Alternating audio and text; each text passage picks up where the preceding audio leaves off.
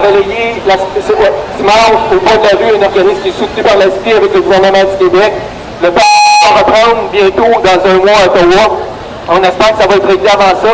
Mais on a avec nous des représentants des partis d'opposition à la Chambre des communes qui soutiennent notre message. Et je vais laisser dans un premier temps la parole à Catherine Roy-Goyette, qui est représentante de la députée Marjolaine Boutin-Sweet, qui est la députée d'Hochelaga, qui est responsable du dossier du logement et de l'itinérance.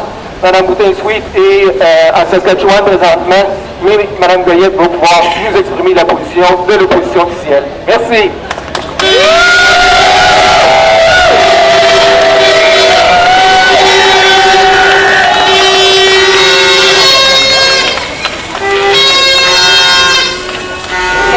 Merci énormément, Pierre. Marjolaine tient à ce que je l'excuse devant vous. Effectivement, elle est en ce moment à Saskatoon. Elle était en rencontre du caucus des députés du NPD, mais elle fait en ce moment une tournée pan-canadienne pour le droit au logement, pour élaborer la stratégie pour le droit au logement du NPD. Alors, c'est la raison pour laquelle elle n'est pas parmi nous aujourd'hui. Mais elle tenait également à remercier les organisateurs, le RAPSIM, le RSIC, mais surtout les militants et les militantes pour l'énergie que vous mettez dans la défense de ce dossier-là. Il faut qu'on soit ensemble, il faut qu'on se batte, parce que sans ça, malheureusement, on va les laisser gagner. Alors, merci énormément pour la vigueur et la détermination à laquelle vous mettez dans ce dossier-là, c'est important. Alors voilà, je voudrais également commencer par rectifier des faits. On n'est pas contre l'orientation, on n'est pas contre l'intention derrière Housing First, qui est de mettre un toit sur la tête de chacun et de chacune. Je pense que tous ici présents, on est d'accord avec cette orientation-là. Ce contre quoi on s'oppose, c'est le fait de mettre en péril les services qui ont été élaborés depuis 30 ans au Québec et partout au Canada pour imposer unilatéralement une approche qui, comme a prouvé le projet ce soir, ne peut pas être valide si elle n'est pas soutenue par une intervention sur le terrain, intervention qui est réalisée par les groupes ici présents et qui est essentielle.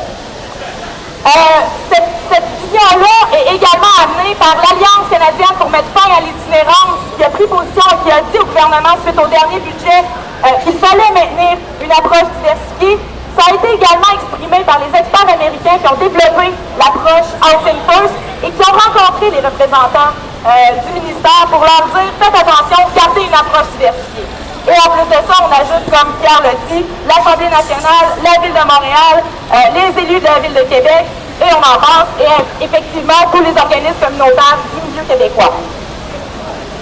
En tant qu'opposition officielle, notre rôle, ça consiste à aller chercher des appuis à l'extérieur du Québec. Mobiliser les gens partout au Canada.